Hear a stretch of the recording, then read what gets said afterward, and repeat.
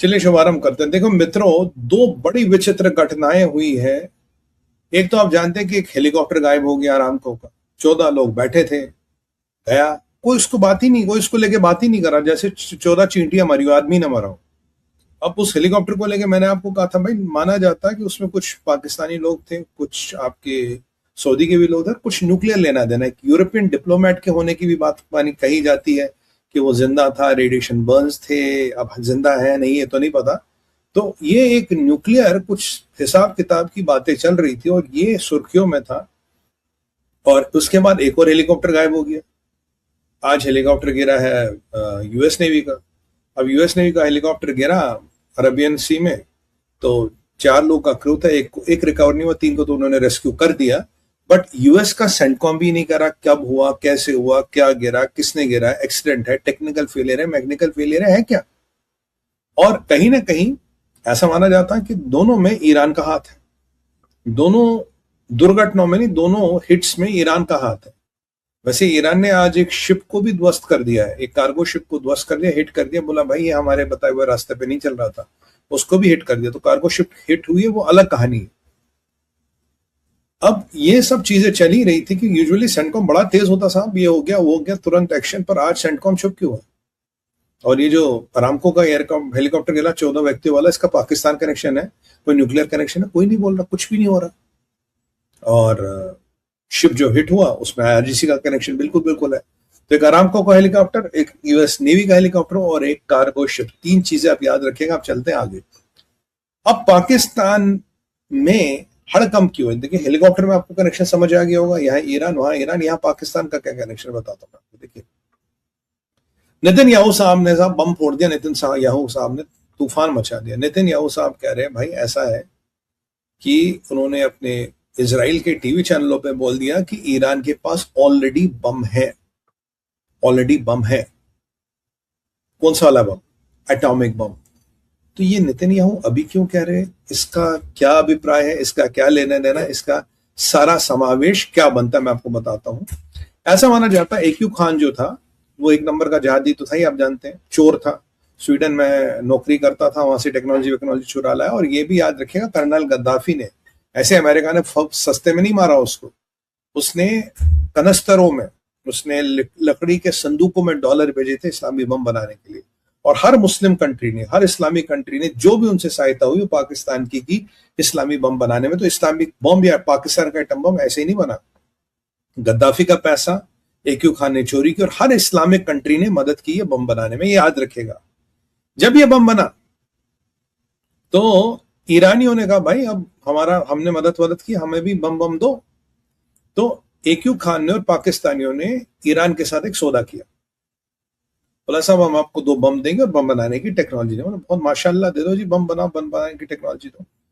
जब तब माना जाता 2 प्रोटोटाइप छोटे low yield atom bombs P1 P2 as Iran को दिए गए, वो ईरान पहुंच गए। और फिर टेक्नोलॉजी ट्रांसफर की बात आई, पाकिस्तानियों ने नकली टेक्नोलॉजी दी, क्योंकि उन्हें लगता था अगर ईरान गेम में आ गया तो हम जहाद की दुकान में, हमारी जहाद के मार्केट में हमारी दुकान बंद हो जाएगी। मंडी में भाई अगर 2 लोग सेब बेचेंगे तो आलू कौन बेचेगा।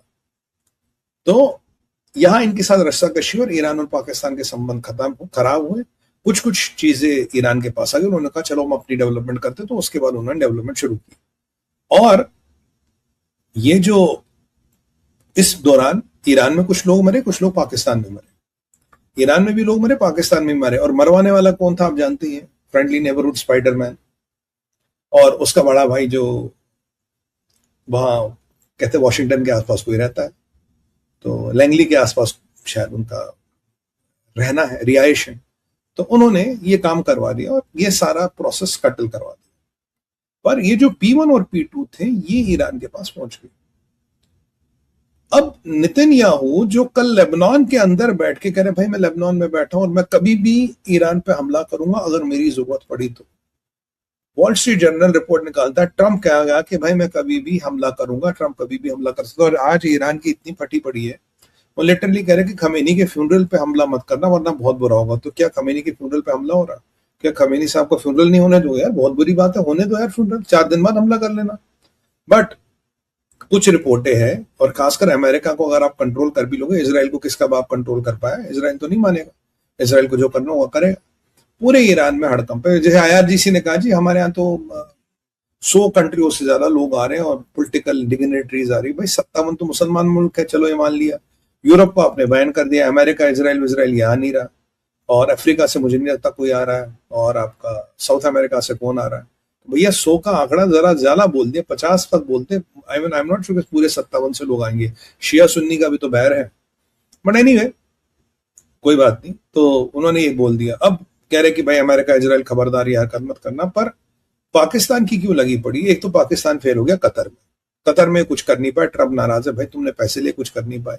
और कतर में जो डेलीगेशन खत्म हुई वो तो ट्रम्प को कह रहे हैं भाई हम $12 बिलियन में से कम 16 में से 8 या 6 बिलियन डॉलर अभी रिलीज करो। शायद अमेरिका कर भी ले कतर को, कहते ये भी न्यूज है। अब मेन मुद्दे पे आते हैं कि नाराज क्यों? क्योंकि अमेरिका को पता लग गया कि सऊदियों के साथ ये मिलकर कुछ कांड कर रहे थे। हेलीकॉप्टर वाला कांड हो सकता है। जिस हेलीकॉप्टर में एनक्रिप्शन डिवाइसेस थी वो इजरायली थी, उसने इजरायलियों ने एनक्रिप्शन हटा दिया हो, ईरान को पता लग गया हो, ईरान तक खबर पहुंचाई मोसाद ने, ईरान ने ड्रोन चला दिया, मिसाइल चला दी, बाकी कहानी। अब वहां वो डूबा। और यहां अब ये जो P1 P2 के किस्से हमने सुने थे, जो हमने कहानियां सुनी थी, ये हकीकत बन रही है। अगर ये P1 P2 ईरान के पास है लो यील्ड बॉम्ब से, पर ये दोनों बॉम्ब मिलके इसराइल का अच्छा खासा नुकसान कर सकते हैं। इसराइल खत्म नहीं होगा, अच्छा खासा नुकसान कर सकते हैं। तो आपको नेतन्याहू क्या कह रहे हैं? आपको नेतन्याहू एक संदेश दे रहे हैं, कह रहे भाई देखो ईरान के पास एटम बम आ चुका है, यानी कि मेरे पास एटम बम वाला है, न्यूक्लियर वाला विकल्प खुला है। अमेरिका के पास भी न्यूक्लियर वाला विकल्प खुला है कि अगर छोटे भाई के पास है तो बड़े भाई के पास भी है। अगर उन्होंने बम एक्वायर कर लिया है तो हमारे पास न्यूक्लियर विकल्प खुला है। और जो ईरान का फोर्टिफिकेशन है, शायद आप काफी कुछ ट्रेडिशनल वेपन से ना तोड़ पाए। तो क्या दुनिया एक परमाणु युद्ध की तरफ जा रही है? क्या दुनिया एक परमाणु युद्ध की तरफ जा रही है? बहुत अलार्मिंग पेस। और मैंने आपको कहा था 2026 में ईरान का अंत भी हो सकता है, 2026 में एटम बॉम्ब भी फंस सकता है, 2026 में बहुत स्थितियां घर खंबीर हो सकती है। और पाकिस्तान की लगी पड़ी है, बेटा हर केस में मेरा नाम आ रहा, कतर में मैं फेल, ये हेलीकॉप्टर गिरने में मेरा नाम, और ये P1 P2 में मेरा नाम, क्योंकि डील ईरानियों और पाकिस्तानियों की हुई थी। बोला हमने तुम्हारी मदद की, हमें रिटर्न में क्या मिलेगा? तो अब पाकिस्तान में जलजला आ गया, बेटा तीन तरफ से घेरे जा रहे हो, अमेरिका हाथ लगाएंगे नहीं। और ईरान क्या कह रहा? मैं मिलने जा रहा हूं चाइना से, क्योंकि उन्हें पता है अमेरिका हमला करेगा, उन्हें पता है इजराइल हमला करेगा। मैं जो नेतन्याहू प्रवोक कर रहा। नेतन्याहू साहब आपने अभी ये बात क्यों करी? तो आपको सालों से पता होगी। आपने अभी ये बात इसलिए कह दी because this will justify your next action. भाई अब तो ईरान के पास एटम बम आ गया, अब तो करना ही पड़ेगा। अब जो मुझे काम है वो करना ही पड़ेगा। ईरान का रहा मेरे को खमेनी का फ्यूनरल करने दो। कहते पता नहीं फ्यूनरल होगा नहीं होगा, कैंसिल होगा, क्या होगा और क्या कहानियां होगी। बड़ा इंटरेस्टिंग घटनाक्रम है। मैं मानता हूं इसराइलियों की टाइमिंग बहुत सॉलिड है। अगर इसराइल ने अभी इसकी टाइमिंग बोली है तो समझिए Israel is playing a big game, America is playing a big game. और विकल्प कोई भी खुले, मेरा ये शो का डेट और टाइम नोट कर लीजिएगा, विकल्प कोई भी खुले। ये अमेरिका और इसराइल को पहले पता था। हाँ, अमेरिका और इसराइल ने ईरान को अपना न्यूक्लियर बम बनाने से तो रोक दिया, mass production. But P1 P2 जो प्रोटोटाइप माने जाते हैं are equally dangerous, much bigger than a dirty bomb and all that. तो अब दुनिया की जियोपॉलिटिक्स कहां जा रही है, दुनिया के समीकरण कहां जा रहे हैं। मुल्ला मुनीर को मैंने पहले कहा था तेरे जीवन की रेखा कम हो गई, इतने पंगे मत ले भाई, चीनियों का भाई हमारा थोड़ी ना, और के हाथ की लाइन रकीर ही कम हो जाए। तो देखिए साहब, मिडिल ईस्ट में टेंशनें हो रही हैं और चीजें एस्केलेट हो रही है। पाकिस्तान में हड़कंप मचा है, मुल्ला मुनीर छुप गया, शाहबाज गायब है। शाहबाज फ्यूनरल में तो जा रहा है, इंटरेस्टिंग।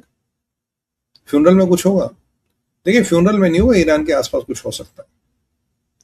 और ऑलरेडी उस फ्यूनरल का क्या फायदा जिसके ये ना पता हो कल का दिन हो ना हो, दहशत हो, टेंशन हो। और अगर फ्यूनरल में ईरान को छेड़ोगे तो ईरान बहुत ज्यादा प्रवोक होगा। क्या अमेरिका और इजराइल ईरान को बहुत ज्यादा प्रवोक करना चाहते, इतना छेड़ना चाहते कुछ दिन बुरे समय, ताकि हमें पूरी ठुकाई करना पड़े? ईरान एक ऐसी गलती करे जिससे हमें ईरान को खत्म करने का मौका मिला? हो सकता है ऐसा हो सकता है। अब ये नहीं कि फ्यूनरल पे करना, फ्यूनरल के 2 दिन बाद कर लेंगे, 4 दिन बाद कर लेंगे। मुझे लगता है खमेनी साहब के फ्यूनरल के साथ काफी और लोग अभी फ्यूनरल की व्यवस्था हो रही है, अगर ये नहीं माने तो। नेतन्याहू कभी हल्के में स्टेटमेंट नहीं देते, जब भी स्टेटमेंट देते तो उसका बहुत बड़ा गहरा मतलब होता है। और यहां मैं क्या देख, यहां मैं देख रहा हूं कि हमारे यहां से महबूबा मुफ्ती और सलमान खुर्शीद ये जा रहे हैं ईरान, और इसका शायद अनाउंसमेंट कांग्रेस ने किया। मुझे समझ नहीं आता कि कांग्रेस का महबूबा मुफ्ती से क्या लेना देना भाई। जहां पीडीपी की बात करते हैं, जमात कहां खत्म होती है, पीडीपी कहां शुरू होता है, पीडीपी कहां खत्म होता है, हिजबुल कहां शुरू होता है, ये क्वेश्चन आज तक कोई नहीं समझा पा। एक ही है, समझ नहीं आता कौन कहां शुरू होता है, कौन कहां खत्म होता है। तो महबूबा मुफ्ती जा रही है ईरान, और सलमान खुर्शीद साहब ये जा रहे हैं ईरान, जो कांग्रेस के एक्स विदेश मंत्री थे। वही थे जिन्होंने कहा जब बाटला एनकाउंटर हुआ तो सोनिया गांधी रो रही थी। याद कीजिए इंस्पेक्टर मोहन शर्मा जी को, जिन्होंने अपनी शहादत दी, वरना इसको भी हिंदू टेरर का केस बनाया होता, सैफरन टेरर का केस बनाया होता उन्होंने। मोहन शर्मा जी की शहादत ने जहादियों को मरवाने में सहायता की। बट मोहन शर्मा जी, ओम शांति, आपकी Delhi police, salute, great work. तब यही सलमान खुर्शीद थे, इन्हीं के टेन्योर में, कांग्रेस के टेन्योर में सैफरन टेरर का भी वर्ड आया। क्या देश के अंदर दूसरा देश है, अगर देश में अता हसनैन साहब को और मार्गरेथा साहब को भेजा जा रहा तो बात खत्म हो गई। तो ये देश के अंदर कौन सा देश है? महबूबा मुफ्ती को ईरान जाने का क्या मतलब, सलमान खुर्शीद को ईरान जाने का क्या मतलब? और क्या ये महबूबा मुफ्ती और कंपनी ने, अब भी लगता है दो निशान, दो संविधान, कंट्री विद इन कंट्री, वो सब चीजें तो गई। 370 को मरे हुए तो बहुत साल हो गए। तो क्या ये अब उस हेलोसिनेशन में, या इनको आपको नजरबंद ही रखना पड़ेगा, इनको आपको हाउस अरेस्ट में ही रहना पड़ेगा, तब इनकी तबीयत पानी साज रहती है?